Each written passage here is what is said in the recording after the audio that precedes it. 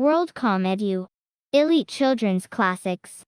The Adventures of Tom Sawyer. A mischievous little boy.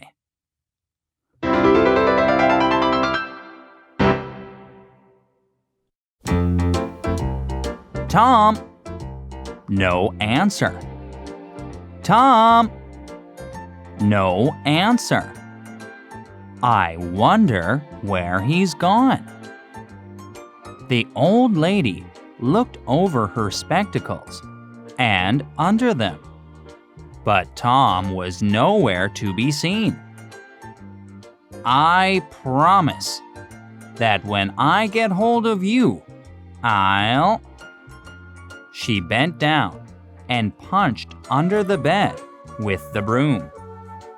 Only the cat came out. He just doesn't behave like other boys. She went to the open door and looked out into the yard. She raised her voice so that it would carry for a long distance and shouted, "You, Tom!" There was a small noise behind her, and she turned around quickly to see a small boy coming out of the closet. She grabbed him by the seat of his pants. There. I might have thought of that closet. What were you doing in there? Nothing. Nothing? Look at you. What is that on your hands and mouth? I don't know, Aunt. Well, I know. It's jam. I told you that if you didn't leave that jam alone, I'd whip you. Hand me that switch. Oh my! Look behind you, Aunt. The old lady whirled around, but there was nothing to see. The boy ran past her, through the yard, and disappeared over the fence. My goodness, he never plays the same trick 2 days in a row. So how am I supposed to know what's coming? Tom was Aunt Polly's nephew. She had taken in the boy after the death of her sister. The other member of the family was Sid, Tom's half-brother. Aunt Polly worried about the boys. While it broke her heart to hit them in punishment, she also felt guilty when she let them run wild. The fight.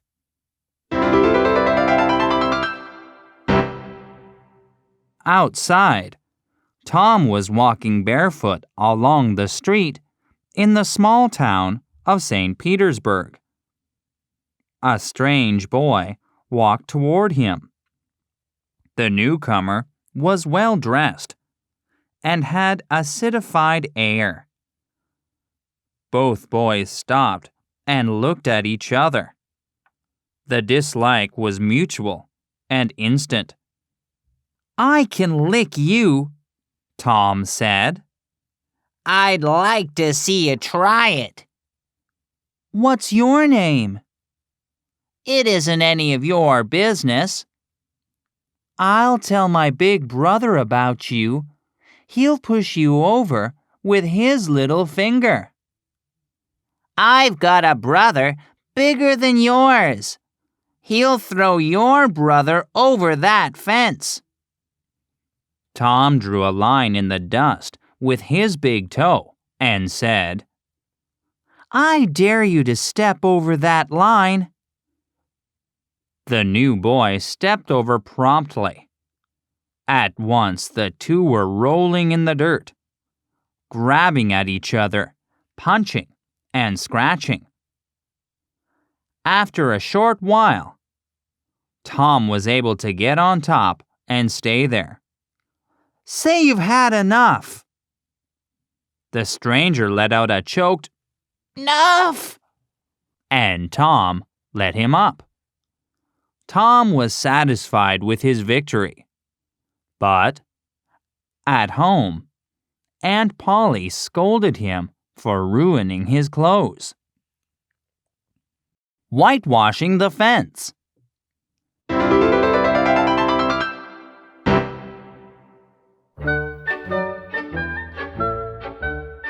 As punishment, Tom had to whitewash the fence. He sighed as he looked at the long, long fence. Then, as Ben Rogers came into view, Tom had an idea. He began to whitewash with great care. He gave the fence a dainty stroke with the brush, stepped back to consider the effect, then added a small touch here and there. He continued in this manner as Ben watched with growing interest. "Say, Tom, let me whitewash a little." "No, Aunt Polly's awful particular about this fence." "I'll be just as careful. Here, I'll give you this apple." Tom handed over the brush with a show of reluctance, but was happy inside. He munched on his apple in satisfaction. Other boys happened along every little while. At first, each one was scornful, but in a few minutes, the same boy was helping out with the job. Tom collected a fee from each boy. By mid-afternoon, he had a kite, 12 marbles, a tin soldier, 6 firecrackers, a kitten, a piece of chalk, and some tadpoles. The fence now had 3 coats of whitewash on it. The loose tooth.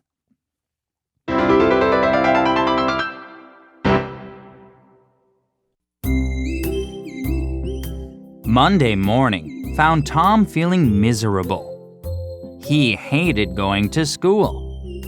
Suddenly, as he lay thinking in bed, he discovered something. One of his upper teeth was loose. This was lucky. Maybe he could stay home from school. He told Sid to call Aunt Polly. "Tom, what's the matter with you?" "One of my teeth is loose, and it aches an awful lot." "There now. Don't groan like that. Open your mouth." "Well, your tooth really is loose. But you're not going to die from it. I'll pull it out." She tied one end of a strong silk thread to the tooth and the other end to a bedpost.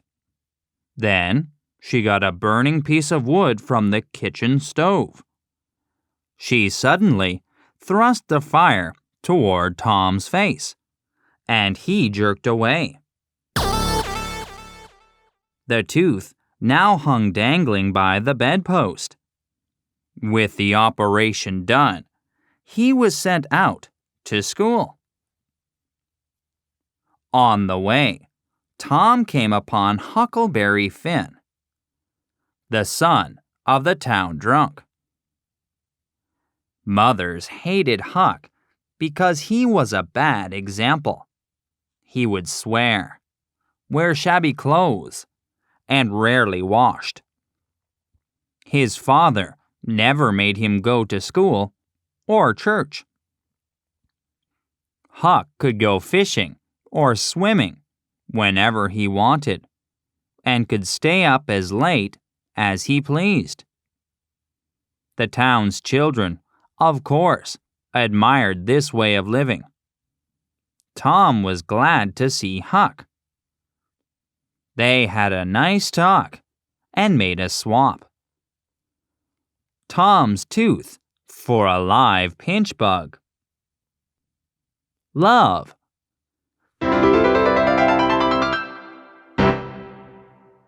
This made Tom late for school. The teacher punished him by making him sit on the girls' side of the classroom.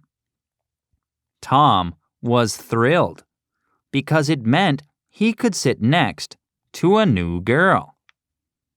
Pretty blonde Becky Thatcher. During the lesson, Tom put a peach in front of her. On his slate, he wrote, "Please take it. I've got more." Then, he wrote something else on the slate and hid the words from her. She grew curious and tried to see them. He slowly let his hand move until the words were revealed. "I love you." "Oh, you bad thing," she whispered and gave his hand a slap.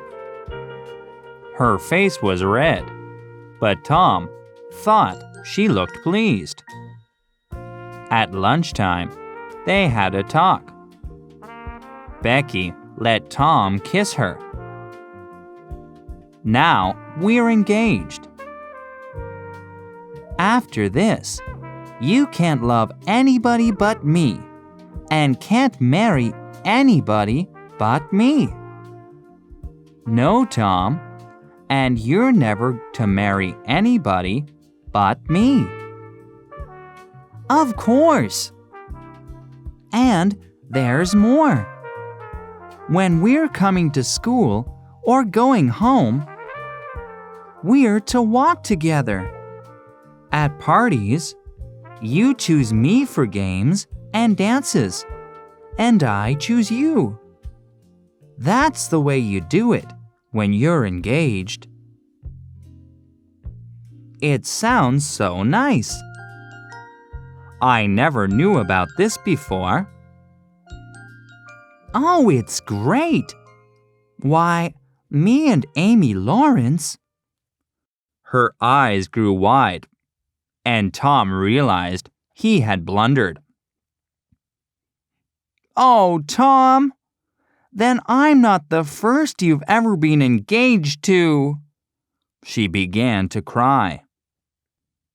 "Oh, don't cry, Becky. I don't care for her anymore." "Yes, you do, Tom. You know you do." Tom tried to put his arm around her, but she pushed him away. Tom marched out of the schoolyard and didn't return for class that afternoon. Murder in the graveyard.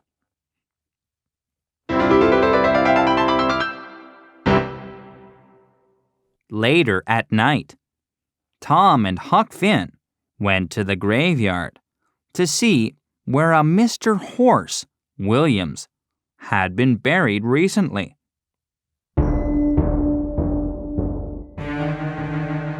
They hid themselves when 3 dark figures approached.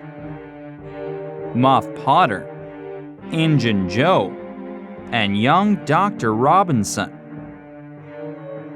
The first 2 men dug up the coffin of Mr. Williams, while the doctor waited to receive the body. They quarreled over the payment for the job. The doctor hit Potter with a board and knocked the old man unconscious.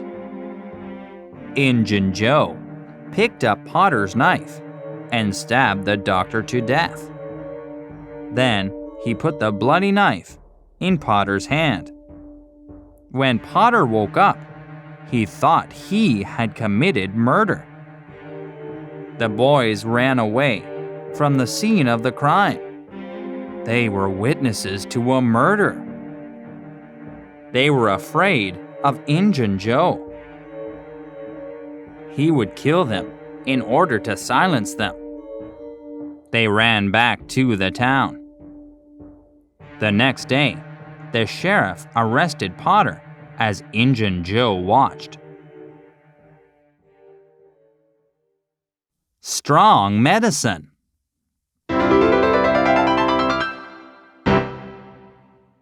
Tom was doubly upset. In addition to the fear that he would be attacked by Injun Joe, he missed Becky. Their romance was in ruins, and, on top of that, she stopped coming to school because of illness. Tom felt so miserable that he didn't touch his toys, nor did he run about outside. Aunt Polly was worried at his lack of energy. She gave him hot baths, cold baths, and all sorts of medicines. The worst one was called painkiller. It tasted like liquid fire. Tom felt that he had troubles, but this was too much. He no longer wanted to be quietly sick. At medicine time, he poured the evil-tasting liquid into a crack in the floor. His aunt's yellow cat, named Peter, saw Tom do this. The cat eyed the teaspoon and begged for a taste, thinking it was food. Tom poured some painkiller into the cat's mouth. Peter sprang high into the air, cried out, and ran in circles around the room, banging into furniture and upsetting flower pots.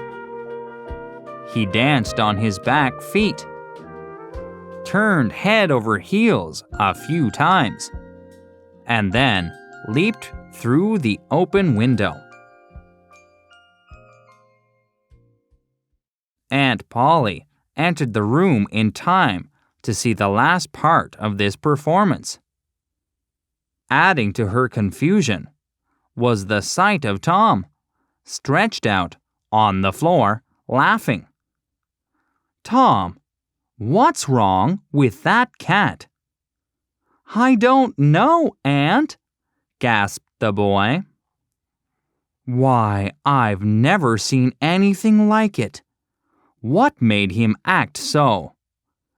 "I honestly don't know, Aunt Polly, but cats always act that way when they're having a good time."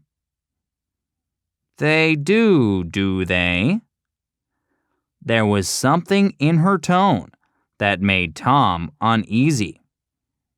The old lady had seen the spoon on the floor and cracked Tom on the head with her thimbled finger. "Now, why did you do such a thing to that poor animal?" "I did it out of pity, because he doesn't have an aunt." "What has that got to do with it?" "Plenty. Because if he had one, she'd burn his insides right out of him." Aunt Polly suddenly understood. What was cruelty to a cat might be cruelty to a boy, too. She felt sorry and said gently, "I meant well, Tom. And it did do you good, it appears." Tom looked up at her with a twinkle in his eye. "I know you meant well, Auntie, and I meant well with Peter. It did him good, too. I've never seen him get around so quickly." "Go along to school, Tom, and be a good boy." Camping on Jackson's Island.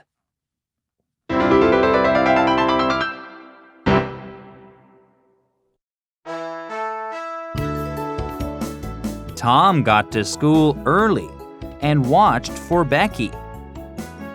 When she appeared, He yelled, grabbed a boy's cap, and threw it on the roof of the school, then ran to tumble himself onto the ground right in front of Becky.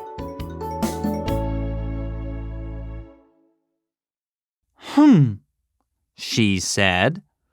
Some people think it's smart to always show off.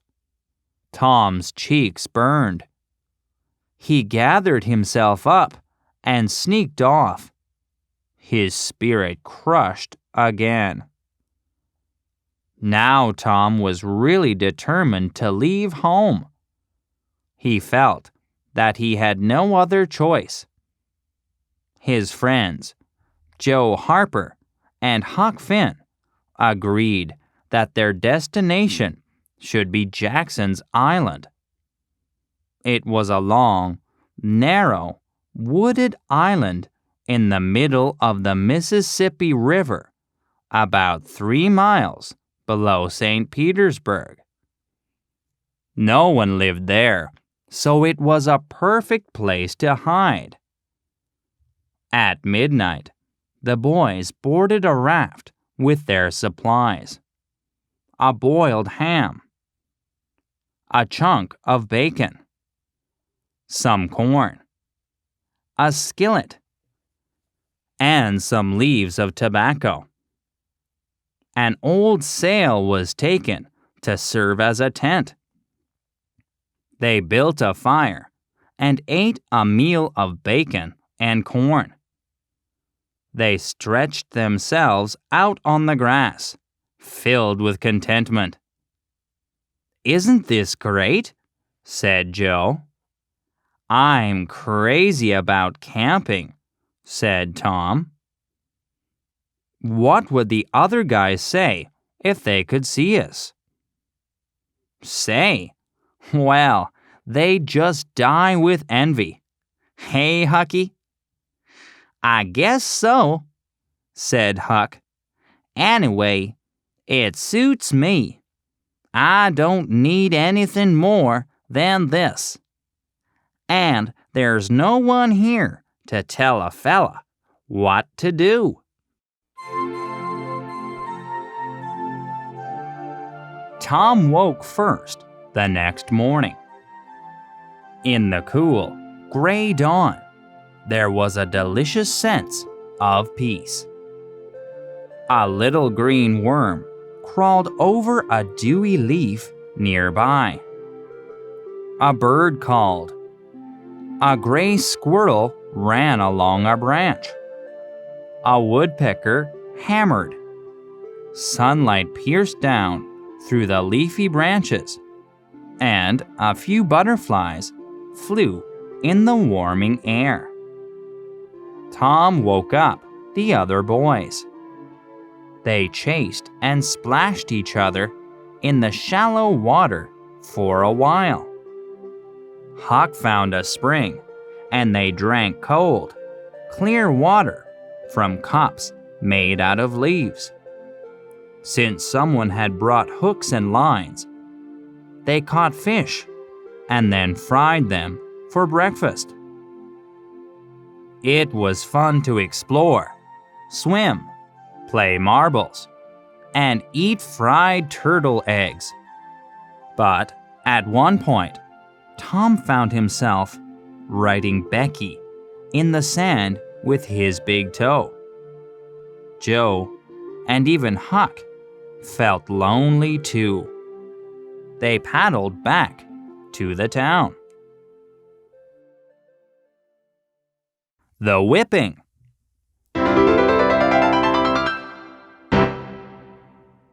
Tom returned to school. None of the pupils knew it, but the schoolmaster had a secret ambition to become a doctor. Every day, at recess and lunchtime, Mr. Dobbins took a book out of his desk and studied it. At other times, the desk was locked.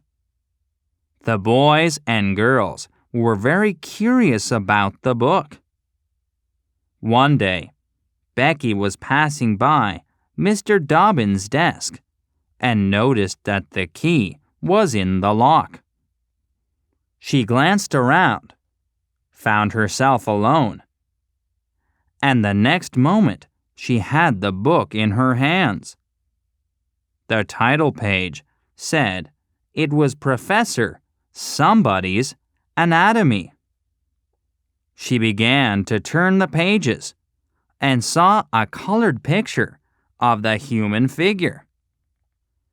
Tom suddenly came in. Becky tried to close the book quickly and tore the pictured page halfway down the middle. She threw the book into the desk, turned the key, and cried, "Tom Sawyer, I know you're going to tell on me.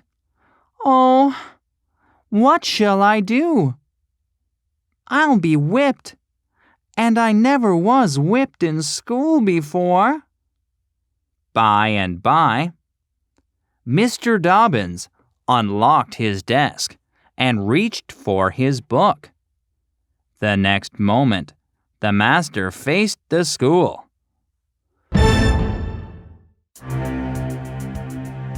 "Who tore this book?" There was not a sound. One could have heard a pin drop in the silence. The master searched face after face for signs of guilt. "Benjamin Rogers, did you tear this book?" A denial. Another pause. "Joseph Harper, did you?" Another denial. "Amy Lawrence?" A shake of the head. The next girl was Becky Thatcher. Tom saw that her face was white with terror. "Rebecca Thatcher, did you? Look at me. Did you tear this book?"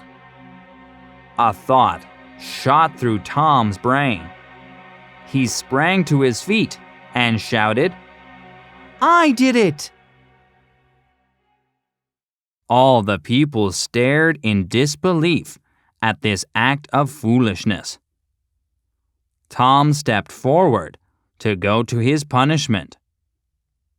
He saw in Becky's eyes enough surprise, gratitude, and adoration to pay for 100 beatings. Without a tear, he took the most merciless beating Mr. Dobbins had ever administered. In addition, he had to remain after school for 2 hours. But when he was dismissed, Becky was waiting for him. As he fell asleep that night, her words lingered in his ears. "Tom, how noble of you."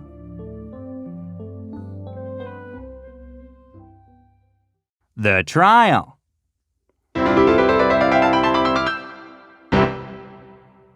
The murder trial was soon to begin. The boys knew that Potter was being treated unjustly. Huck remembered when Potter had given him a fish. Tom recalled when Potter had fixed a kite for him.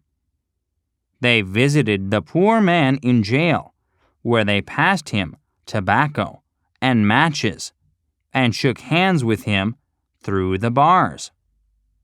On the day of the trial, Tom was called to the stand.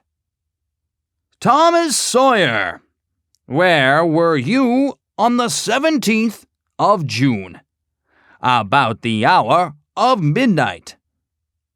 "In the graveyard." Injun Joe moved nervously. "Now, my boy, tell us everything that occurred."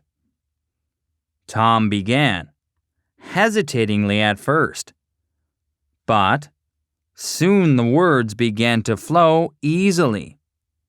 He felt the strain again, However, when he reached the climax, as the doctor swung the board around, Muff Potter fell. Injun Joe reached for the knife and a disturbance broke out. The Indian pushed past people, crashed through a window, and was gone. Muff Potter's gratitude made Tom glad he had spoken, but the boy could not sleep well at night. Injun Joe appeared in his dreams. Tom felt that he would never be safe as long as Injun Joe was wandering the countryside. Treasure hunting.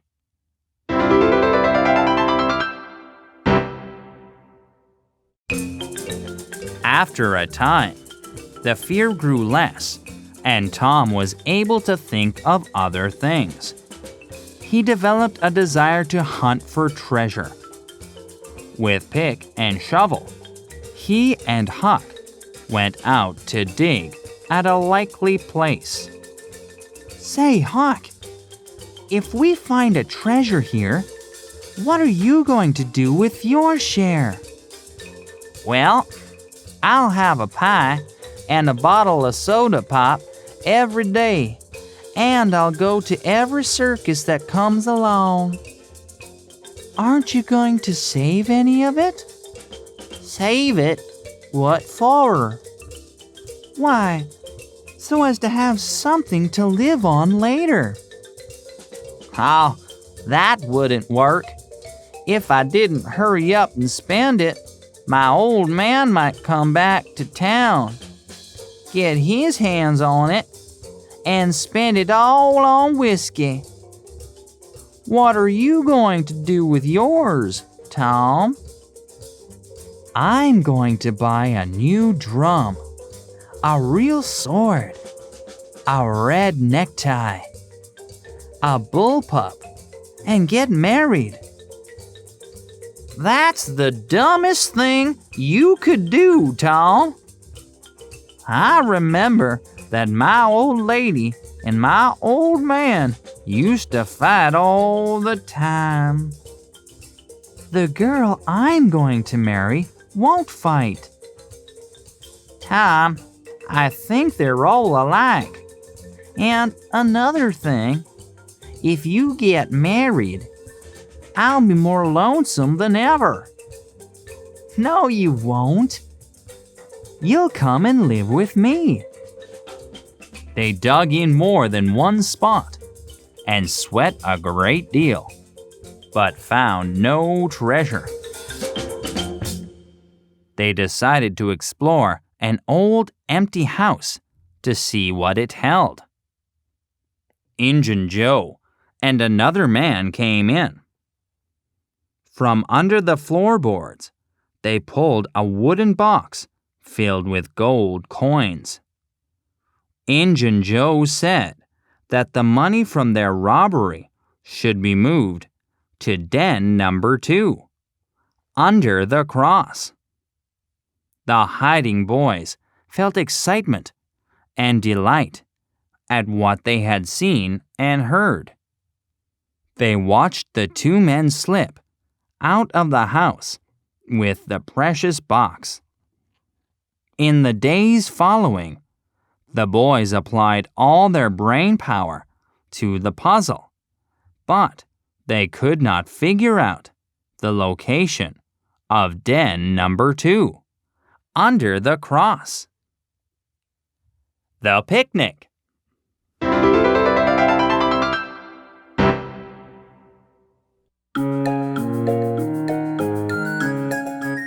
Becky got her mother to organize a picnic.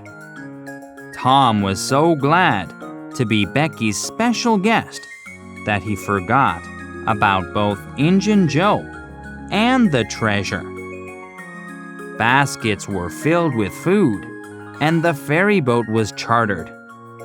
3 miles downstream from the town, the boat stopped and tied up. The crowd swarmed ashore to eat, drink, and chat under the oak trees. After the feast, somebody shouted, "Who's ready for the cave?" Everybody was. Bundles of candles were distributed. The young people went to a hillside where a thick wooden door was opened. The chill of the cave was a pleasant contrast to the summer heat outside.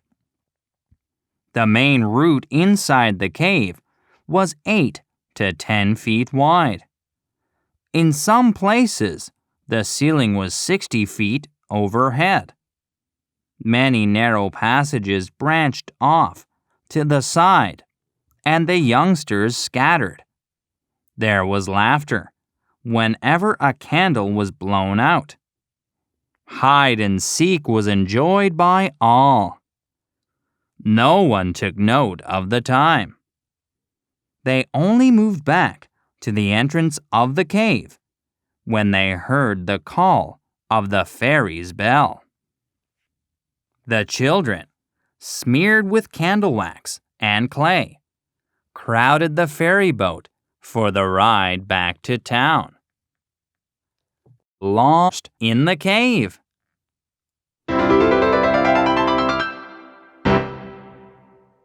Only much later was it realized that Tom and Becky were missing.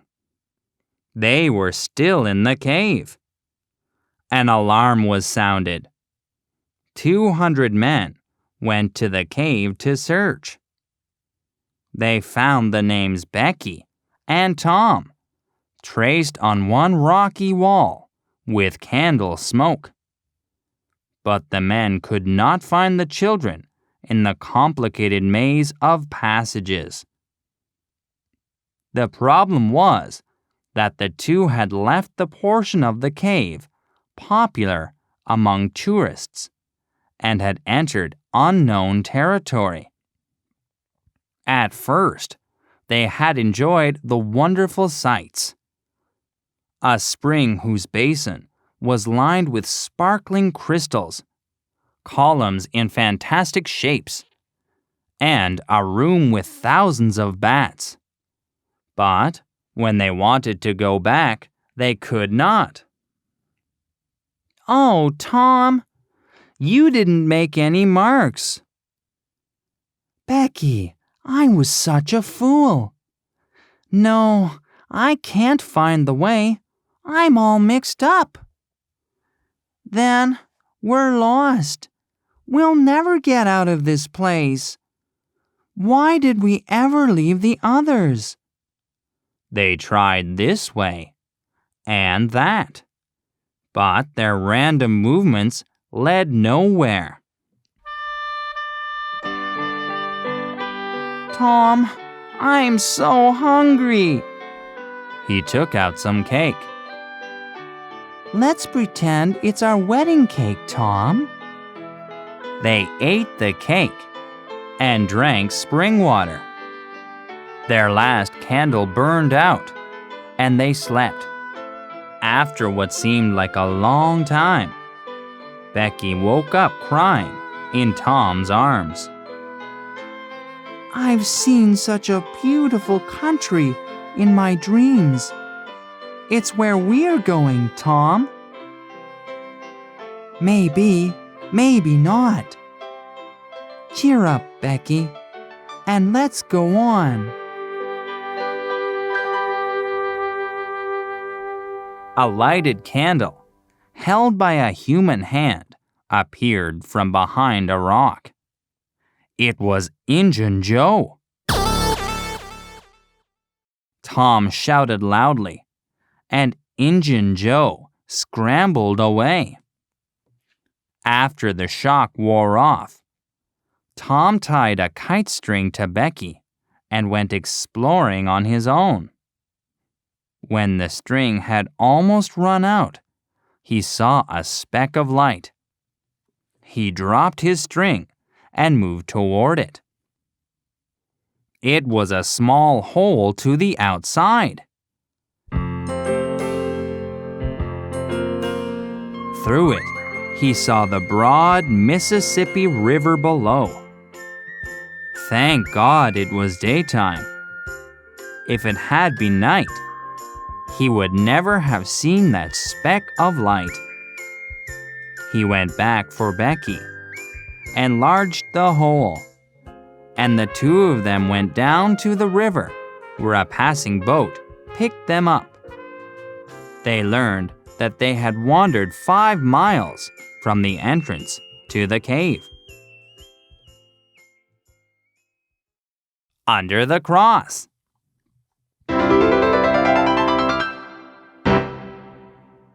Tom told Judge Thatcher about seeing Injun Joe in the cave. A group of men found Joe just inside the main entrance to the cave, dead, on the floor. He had died of hunger and cold. Injun Joe was buried, and Tom felt great relief. He went to Huck. "The money must be in the cave." "Is this another one of your games?" "I'm serious. Will you go in there with me and help get it out?" "Is it far?" "It's about 5 miles into there for anybody but me. I learned about a shortcut." "Let's get going, Tom." "All right.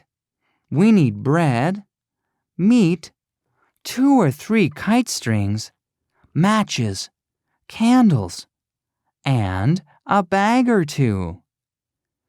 They entered the hole and searched for a while. "Do you see that? There, on the big rock over yonder, done with candle smoke?" "Tom, it's a cross. I remember. Under the cross. Hey." "My goodness, Huck, look here." It was the treasure box. "Got it at last," said Huck, plunging his hands into the coins and mixing them around. "My, but we're rich, Tom." The Good Life. They divided the heavy burden and carried it back home. The sum amounted to over $12,000. The widow Douglas put Huck's money into the bank for him, and Judge Thatcher did the same with Tom's. Each lad received $1 a day as spending money.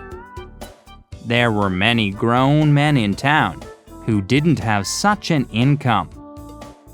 Huck Finn did not enjoy his new life. The widow Douglas kept him washed and combed. She made him use knife, fork, spoon, and napkin properly at the table. He had to go to church and use decent language. After 3 weeks of this misery, Huck ran away. Tom searched and found his friend sleeping in an empty barrel behind a building. "I've tried it, Tom. It's not for me." "Well, everybody lives that way, Huck." "I can't stand it. It's awful to be tied up so. I have to ask permission to go swimming. I have to ask to go fishing. Food comes so easily, I can't take any interest in it. The widow won't let me smoke, yawn, stretch, nor scratch before folks." "Oh, Huck, try it just a little while longer, and you'll come to like it." "Would I come to like sitting on a hot stove if I were to sit on it long enough? No, Tom, I won't be rich and live in a house like that. I like the woods and the river." Tom tried another approach. You can't be in my gang of robbers if you're not respectable. We're going to be a first-class group." Huck was silent for some time, engaged in a mental struggle. Finally, he said, "Well, I'll go back to the widow for a month and see if I can come to stand it, if you'll let me belong to the gang, Tom." "And I'll ask the widow to let up on you a little." "Will you, Tom? That's good. Anyway, I can smoke and swear in private. Then I'll become such a great robber that the widow will be proud of me." "We'll get the boys together and start the gang at midnight tonight," said Tom. His mind began to whirl with the details of the secret ceremony he would organize.